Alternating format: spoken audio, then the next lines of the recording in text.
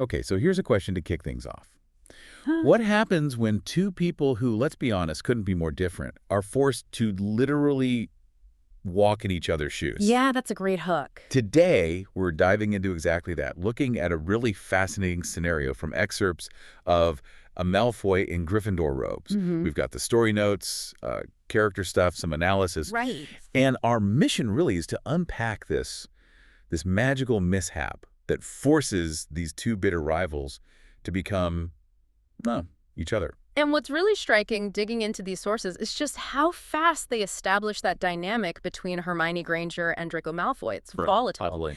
They're both at the Ministry, Department of Magical Law Enforcement, supposed to be hunting dark artifacts together. Supposed to be. Exactly. But the notes make it super clear. Their missions usually just dissolved into, bickering, constant insults, barely veiled. You could practically feel the static electricity between them on the page, can't you? Oh, absolutely. So our source material focuses on this one incident. They're tracking down this small, ornate locket, ancient magic, rumored.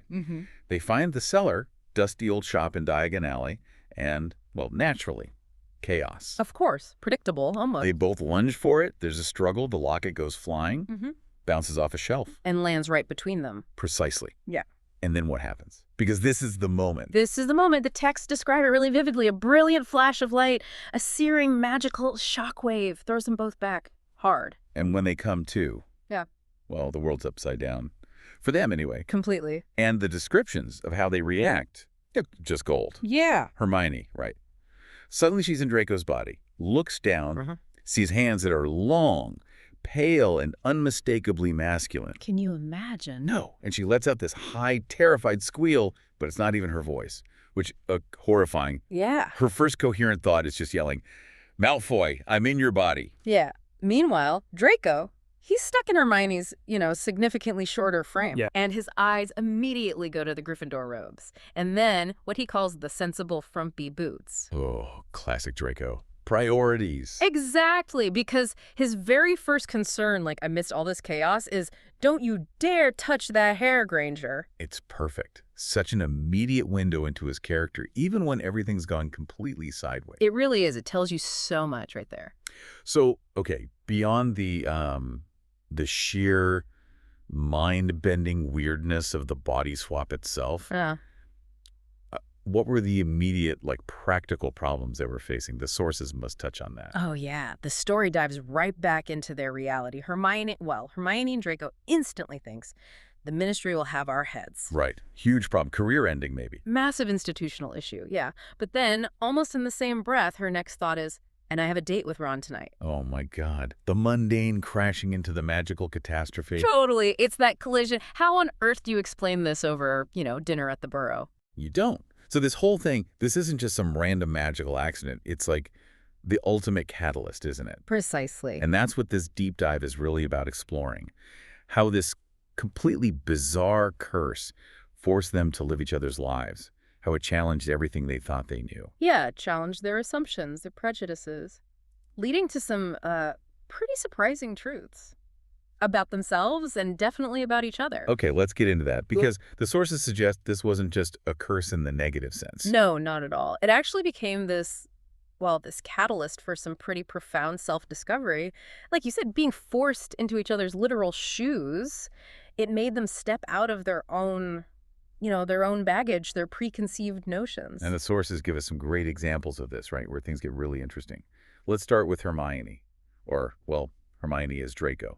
She ends up at some dreary Slytherin social gathering. Yeah, this scene is, it's pretty key because she has this encounter with Astoria Greengrass, who she, probably just vaguely knew or maybe dismissed. Right. Another Slytherin. Exactly. But Astoria comes up to Draco and calls him darling, shows this genuine warmth, this affection, even mentions being worried because he's been distant lately. Wow. So for Hermione, who's always seen Malfoy as just cold. Yeah. Maybe even monsters. It completely throws her, utterly unsettling. It reveals this whole other side to him, someone capable of inspiring, actual affection and concern. It just doesn't fit her picture of him at all. Challenges that whole perception. Yeah. Okay, so what about Draco? His experience must have been something else. Oh, it was. Predictably, maybe a disaster. The notes detail this dinner he has to attend at the Burrow, trying to act like Hermione. Oh no, the Burrow is Hermione. Yeah. And Ron Weasley is just totally baffled, keeps asking why Hermione is so quiet, why she hasn't corrected his grammar even once. Huh. Because Draco probably wouldn't even notice or wouldn't care about Ron's grammar. Or he'd sneer. But the sources say when he tried to sneer, being in Hermione's body, it just came out sounding like a polite suggestion. That's hilarious. Yeah. And probably incredibly frustrating for him. Completely. He just couldn't pull off being Hermione. Painful for him. Totally bewildering for the Weasleys. Just awkward all around. So these very different, very jarring experiences, they lead somewhere. They do. They build towards this kind of shared aha moment. They're back in Hermione's flat later on. Still swapped, arguing, probably furious. Naturally. And Draco, still, as Hermione, remember, lets something slip, he admits this quiet fascination he has with her bookshelf, specifically her original first edition of Hogwarts, A History. Wait, Draco? Interested in Hogwarts? A history? Exactly. Hermione is stunned, completely shocked. It shows her this quiet, almost bookish side to him, something she would never, ever have imagined. Wow. Okay. So you take that moment, right, and you combine it with Astoria being genuinely warm towards Draco, and Ron just being simply kind of confusedly worried about Hermione. Right, because she wasn't acting like herself. Yeah. All these little pieces, they click together for both of them. The sources suggest they finally start to realize, okay, maybe this person isn't just the caricature I've built up in my head. That their lives were, as the source puts it, far more complicated and full of humanity than either had ever given the other credit for. Precisely. It humanized the enemy, in a way. So if we zoom out a bit, what this deep dive really shows us, it's about challenging those assumptions, isn't it? Especially about people we see as, the other side or the antagonists. Absolutely. It shows how easily we can lock people into boxes based on our own biases, and how stepping outside that, even being forced outside it, can reveal unexpected depth, common ground even. Which really makes you think, doesn't it? And maybe this is the question for you, listening right now.